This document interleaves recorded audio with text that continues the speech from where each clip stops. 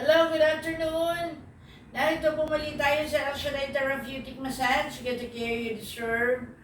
Ang aking guest po ngayon ay ang aking matagal ng pasyente. Lumbar patient po siya. Lumbar. Sa balakang. Mamaya sasabihin niya kung paano siya nagkasakit sa lumbar. At regular patients po siya.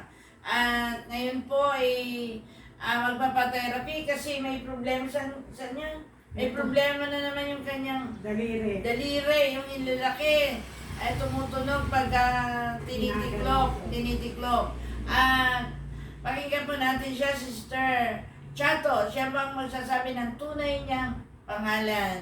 Ay, ako si Rosario Cruz. Matagal ng pasyente ni Sister Ne. Lumbar patient. Lumbar patient po ako.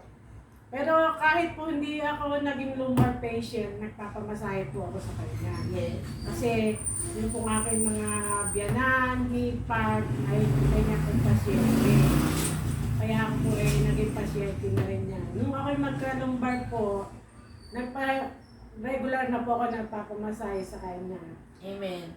Yung mga anak mo, di ba?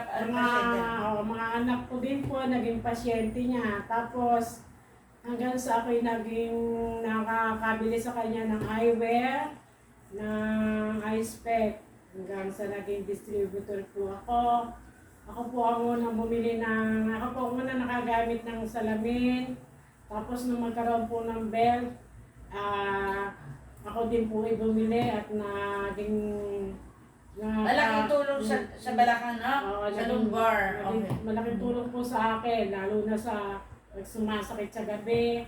Tapos, lalo na pagka hindi ka maihi, yung pag-ihi, malaking tulong din. Kaya nagpapasalamat din ako at Yung naging nakabili ako ng wear at saka ng belt. yan kayo sock, di ba? Meron ba Meron din? na rin akong sock. Pagka po yung medyo mamiling pa ako, suot ko rin po sa gabi. Kaya ako po ay nababalot ng eye spec sa gabi. Kaya yun, di ba, mayroon, ano ka na rin, na bilang distributor, marami ka rin na nabentahan ng mga Marami hipag pa rin mo. po. Hipag ko, mga pisang ko, kumari ko, yung anak ng kumari ko. Marami na rin ako nabentahan ng salamin at saka ng belt yung aking bayaw. Belt naman ang nakuha. Ngayon, palis ang bayaw mo, di ba? Magpapadala ka ng belt ulit. Yung ang bayaw ko, aalis po next September. Sa September, lahat katapusan ng September, magpapadala po ako sa Amerika ng belt para naman po dun sa hipag ko. O, kita mo? Kasi yun po naman ang kanyang order. Yeah.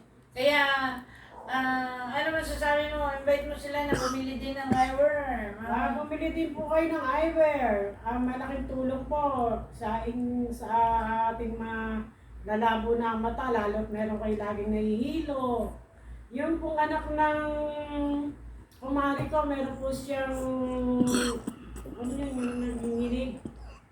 Yung parang natutumba siya ng bugal. Ano ba ang tawag doon?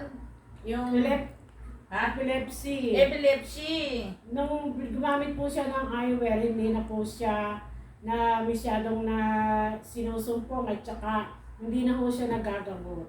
Yun lang ang kanya. Sabi ko sa kanya, lagi mong isusuot yan at yan ang magiging gamot sa iyong karamdaman. At saka yung anak mo si Renz, di ba? Dahil Renz. laging nasa computer, Oo. dahil nasa call center. So mayroon din po siya, GSO9, tulad ng aking salamin. Yun po ang aking binili para sa aking anak Yes. na nagko-call center. Yun naman po sa babae, lagi din nagko-computer. Ano yung isa pa, Yes, M38. M38 naman po yung aking binili para sa anak ko. Pero doon sa mga hipag ko po, hindi ko na natandaan kasi ilan din po yung aking naibili sa kanila. Kaya sila naka-avail na rin, no? Kaya mali, salamat. Maraming salamat sa iSpec. Meron na din po ako nabentahan sa Cavite. Yes. Sa Baras Rizal. Sa Baras. Po, Diba? mga nabentahan ko na. Ngayon po hindi muna ako nakakabenta pa. Pero marami pa po akong suspect na kukuha niya. Amen. Kaya don't forget that to avail din, no? Mm. Siyempre, kindly share, like, and subscribe my YouTube. Muli, maraming salamat. Magandang hapon po sa inyong lahat. Subscriber ka na, di ba? Opo.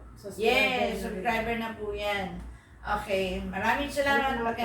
At ngayon, pupunta na po tayo sa therapy. Pupunta na po tayo sa clinic. Amen. Thank you. Amen.